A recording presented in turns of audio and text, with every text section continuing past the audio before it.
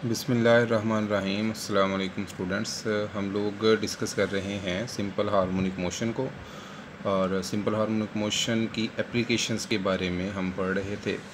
Simple harmonic motion की application में आज हम डिस्कस करेंगे सिंपल पेंडुलम को। सिंपल पेंडुलम क्या होता है? सिंपल पेंडुलम एक हैवी स्मॉल मैस है जिसको हमने सस्पेंड किया हुआ होता है by a frictionless and inextensible string. यानी ये जो स्ट्रिंग हमारे पास है ये है स्मॉल हैवी मैस, और ये हमारे पास स्ट्रिंग है जिसको हमने एक फ्रिक्शनलेस सपोर्ट के साथ जो है वो टाई किया हुआ है। और इसकी जो स्ट्रिंग है उसको हम कहते हैं कि ये इनएक्सटेंसिबल है। चूँकि फ्रिक्शन भी हम जो है वो निगलेक्ट नहीं कर सकते हैं, और यहाँ पर मौजूद जो स्ट्रिंग है इसकी जो इनएक्सटेंसिबिलिटी है इसको भी पॉइंट आउट नहीं किया जा सकता। तो इस तरह से हम एक आइडियल सिंपल पेंडुलम को जो है वो रियलाइज़ नहीं कर सकते, यानी एक आइडियल सिंपल पेंडुलम नहीं होता। डिस्कस करेंगे हम यहाँ पर। लेट सपोज़ अभी जो सिंपल पेंडुलम है वो अपनी ए पोजीशन के ऊपर है। ए पोजीशन के ऊपर जब हम कहेंगे इसको कि ये इक्विलिब्रियम पोजीशन के ऊपर है। इसकी इक्विलिब्रियम पोजीशन कैसे है कि इसके ऊपर लगने वाली जो स्ट्रिंग की टेंशन है और जो सिंपल पेंडुलम का वेट है, इन दोनों ने एक दूसरे को बैलेंस किया हुआ है, और ये स्टेट ऑफ इक्विलिब्रियम के अंदर है।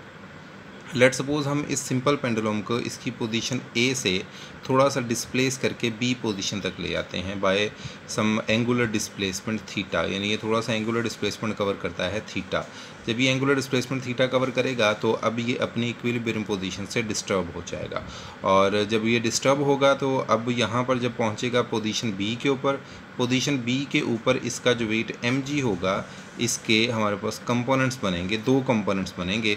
एक इसका रेडियल कंपोनेंट होगा जो कि होगा mg साइन थीटा, और एक इसका जो है टेंजेंशियल कंपोनेंट होगा जो कि होगा mg sine theta. mg cos theta और जो यहाँ पर टेंशन t है, ये दोनों एक दूसरे के अपोजिट एक्ट करेंगे और एक दूसरे के इफेक्ट को कैंसिल कर देंगे। चूँकि अलॉन्ग द रेडियस के अलॉन्ग इसकी कोई मोशन नहीं है, यानी ये इसका रेडियल कंपोनेंट है, इसके अलॉन्ग इसकी कोई मोशन नहीं है, तो ये जो टेंशन t है और ये जो mg cos थीटा है ये एक दूसरे के इफेक्ट को कैंसिल कर देंगे। सो हम कह सकते हैं कि as there is no radial motion so t is equal to mg cos theta. तो अब जब यहाँ से ये जो सिंपल पेंडुलम है इसको हम छोड़ेंगे तो ये वापस आएगा अपनी मीन पोजीशन की तरफ। तो मीन पोजीशन की तरफ वापस लाने वाला कौन सा कंपोनेंट है? That is mg sine theta. तो ये एक ही कंपोनेंट है जो कि इसको वापस लेकर आएगा। तो यही वो कंपोनेंट है जो कि इसको नेसेसरी रिस्टोरिंग फोर्स प्रोवाइड करेगा। तो हम कह सकते हैं कि जो mg साइन थीटा हमारे पास है that is responsible for providing the restoring force. तो f is equal to minus mg sine theta. हमें पता है कि जो रिस्टोरिंग फोर्स होती है उसके साथ माइनस आता है, और यहाँ पर mg साथ में साइन थीटा, चूँकि वो कंपोनेंट है mg का, हमें ये पता है कि f किसके बराबर होता है? ma के बराबर होता है। दोनों तरफ से m के साथ जो m है ये क्या हो जाएगा? कैंसिल। बाकी a is equal to minus g sine theta बच जाएगा। Mark it as equation number 1। और हमें पता है कि हमने इसको स्मॉल एंगल के थ्रू डिस्प्लेस किया है। If the angle is very small, हमें पता है कि अगर एंगल स्मॉल होगा तो साइन थीटा थीटा के बराबर ही होता है। तो यहाँ पर हम इक्वेशन नंबर 1 के अंदर ये जो साइन थीटा है इस साइन थीटा की जगह पर अकेला थीटा पुट कर देते हैं। So a is equal to minus g theta हमारे पास आ जाएगा। स्मॉल थीटा के थ्रू हमने इसको डिस्प्लेस किया था। हमें ये पता है s is equal to r theta होता है। तो जब s is equal to r theta है, ज़रा यहाँ पर देखें, ये था सिंपल पेंडुलम। हमने इसको स्मॉल एंगल के थ्रू जो डिस्प्लेस किया था, तो ये जब स्मॉल एंगल के थ्रू हमने इसको डिस्प्लेस किया है, यहाँ पर ये है एंगल थीटा। अगर एंगल्स, ये इसकी ए पोजीशन थी, ये है इसकी बी पोजीशन। अगर एंगल स्मॉल होगा तो ये जो डिस्टेंस है और ये डिस्टेंस ऑलमोस्ट आपस में इक्वल आ जाएगा। इसको मैं x का नाम देता हूँ। तो यहाँ से अगर यहाँ से लेकर यहाँ तक डिस्टेंस s है, अगर एंगल स्मॉल होगा, इफ एंगल इज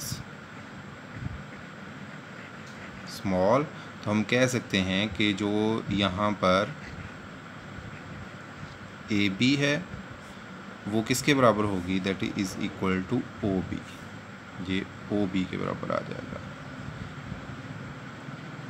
तो हम कह सकते हैं ए बी किसके बराबर है? ए बी बराबर है एस के, और ओ बी किसके बराबर है? That is equal to x.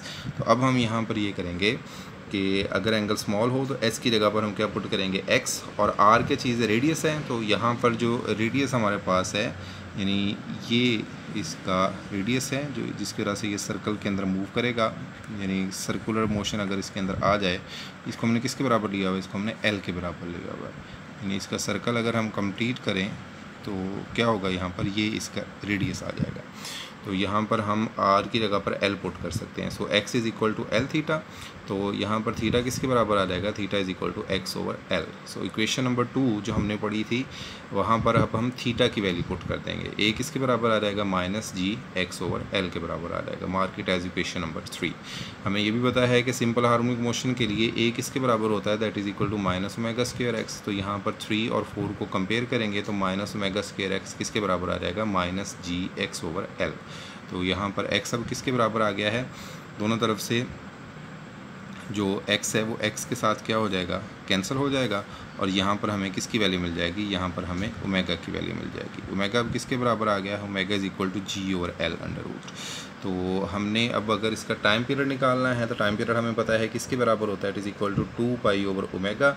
Omega की वैल्यू हमने क्या निकाली है, ओमेगा की वैल्यू हमने निकाली है अंडर रूट जी ओवर एल। तो यहाँ पर जब हम डिनोमिनेटर के अंदर इसकी वैल्यू पुट करेंगे तो न्यूमिनेटर के अंदर जाकर ये उलट हो जाएगी, 2 पाई एल ओवर जी अंडर रूट हो जाएगा। सिमिलरली हम इसकी फ्रीक्वेंसी निकालेंगे तो फ्रीक्वेंसी टाइम पीरियड का इन्वर्स होती है।